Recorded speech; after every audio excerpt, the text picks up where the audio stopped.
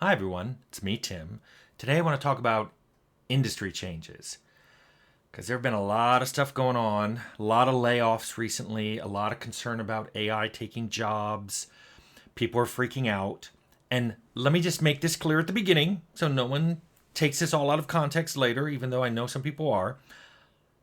It is bad to lose your job. I've lost my job in the past. It's bad when you lose your job. That is not what I'm talking about here. I'm talking about news and YouTube pundits and industry folks saying the industry's collapsing. It's collapsing. It's horrible. Well, all I can say is this. One advantage of getting older, one of the very few advantages of getting older, is that you get a perspective on this stuff. I've gotten a perspective on this over the last 40 some years because this kind of thing has happened before in the game industry. I kind of mentioned this in my Terrible Times to Be in Games video. I'll link it below. But all I can tell you is this. The industry is not collapsing. Jobs are going to be available. The industry continuously goes through cycles like this where suddenly it's booming and it's a employees market and there's all these jobs and recruiters are calling you and oh my god, I can get $50,000 more if I just go to this other place. And then a few years later you're like, oh, me and all my friends just got laid off and nobody's hiring and it's terrible. And it's terrible to lose your job, but the industry is not collapsing. First of all, it's way too big to collapse. I mean, it's bigger than the movie industry. But also, this has happened before. And I briefly mentioned in that video how it happened when the console market just completely collapsed in 1983. And everyone's like, that's it, video games are gone. But let me talk to you about one that happened when I was actually, had made video games my career, which was in the 90s. And I watched this happen at my time at Interplay and then into my time at Turkey Games. So art during this period of the 90s and early 2000s went from 100% 2D to nearly 100% 3D. And I watched what happened to those jobs and those artists because the artists responded in different ways. I mean, they saw it happening. The writing was on the wall. But they reacted to it in much different ways. Some artists adapted. They either learned 3D, which is a very different style of doing art, so there was a lot to learn there, or they recognized that 2D art would still be needed in 3D games for textures on those 3D models, or if you're doing things like UI, icons and UI layout and all that, there's always going to be need, always, for 2D artists, even if it's ads, print ads, web ads, whatever, logos, iconography, fonts. There's always going to be need for 2D artists. However, what was weird for me to watch, because I was fresh out of school, college, and I was back in the industry after being in it when I was in high school, I watched how people reacted to this change. Many of them just got angry, really angry.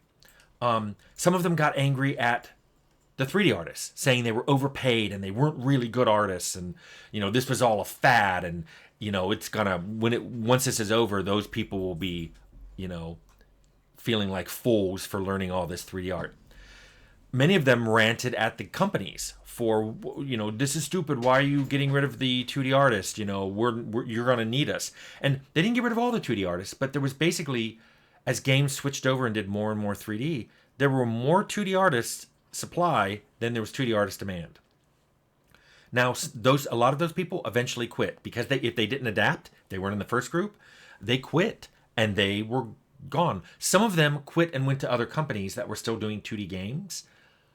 Some of them quit and left the industry altogether. So, that was bad. But here's what I want to talk about, and this is what being older gave me perspective. Were jobs lost when games went from 2D to 3D? There's two ways of looking at this, so the answer is yes and no. As a percentage of jobs in the game industry, yes, jobs were lost. There is a smaller percentage of 2D artists working in the industry today than there was in the 90s. Because in the early 90s, especially, all of your artists were 2D artists. Now, it's not as big. However, the total number of 2D artist jobs in the game industry is much bigger now than it was in the 90s. Because the game industry has gotten so big that even though the percentage of 2D artists that are hired on a game development team is smaller, they all still all need their concept artists and their UI artists and their texture artists. So there are probably more 2D artists working today in 2024 than there was in 1994. So in that sense, yes, there were no jobs. Well, yes, there are more jobs. So no, there weren't jobs lost. So the thing to remember here is whenever there are new methods, new processes, new technologies, they will come in and they will invalidate some jobs, but they will create new ones. This has always happened. And now I want to make Tim Kaine story time and talk to you about a story I've always remembered well that happened to me when I was a kid. So this has nothing to do with game industry, but it's the exact same story about jobs getting lost and converting to something else. So when I was a kid, 2 doors down, there was an older retired man that we knew pretty well because he owned some land up in the mountains and he would cut down Christmas trees every year. And we would go down there right before Christmas, and my brother and I would pick out trees while Mr. Burgess, that was his name, and my mom would chat. And through that, I knew that he was some kind of metal worker, but he was retired. This was in the 70s. He was already retired by then. Well, fast forward to 1987. I just finished college. I was going to grad school in the fall. The job I had fell through, so I was jobless, and my mom said, don't work this summer. It's the last summer you're probably ever going to be able to not work. So I went in the backyard, dug up an area where we used to have rabbit cages, where the dirt was wonderful, and I planted a garden. And I was out there every morning for hours. I was hoeing, tilling, putting down seeds, watering. When they came up, I was pruning. And my immediate next door neighbor, Mr. Foster, he was also retired.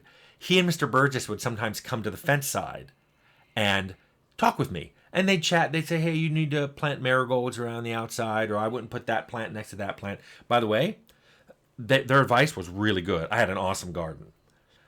But they would tell me stories while I was working, kind of like I tell stories now. And one of them, Mr. Burgess, I found out he'd come to Alexandria, which is where I grew up, Alexandria, Virginia, in the 1920s to be a blacksmith apprentice. Yes, he was learning how to shoe horses and make the shoes. And that, of course, got phased out. Automobiles took over. The cobblestones that were all over Old Town Alexandria got paved over, so there's only a few cobblestone streets now. And you would think, oh, there went his job. Well, guess what? He knew how to work metal, so he transitioned over into working in a metal shop. And this, to me, is something that is a good example of this is never going to stop. You're going to learn base skills that will help you do more than one job. But sometimes job types are going to disappear because of technology. This is nothing new. There I was in 1987, hoeing my garden, learning this lesson from a neighbor in his 80s who had this happen to him when he was a teenager in the 20s. So, what's interesting about this now is I have a relative who hates electric vehicles. I just bought one. I love it. I love that I just plug it into the garage so it's always full. I love that I don't have to go by gas stations. I love that I don't have to get oil changes. For doing trips around the house, that EV car rocked. It's like having a street legal go-kart. However, it has a 140-mile range. So if you draw a 70-mile radius around my house, that's about as far as I'm going to ever drive that car unless I plan charging trips. And of course, it takes about 45 minutes to charge up, unless I can find an 880 and do it in 10 minutes, but the 880s are rare. Anyway, one thing I told her when she said, no, I hate EV cars. I think the government's going to come and take my internal combustion, my ICE car. This is horrible. This is horrible. And I've told her, things are changing like they always have. She said, not like this. This is horrible. And then I reminded of our neighbor, Mr. Burgess, who certainly had to live through cars displacing horses and losing his job over that.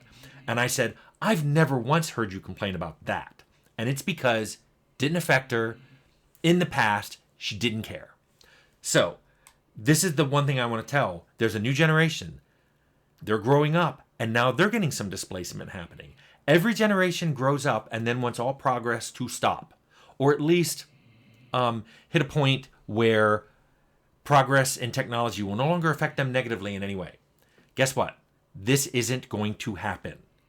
It is not going to happen. You can complain, you can unionize, which I don't necessarily, am against. I think unionization would help a lot, but it isn't going to change the march of progress. Technology will change jobs. You will always have to roll with it. You will have to adapt and learn new skills. You have to figure out how to use the skills you have in a new industry.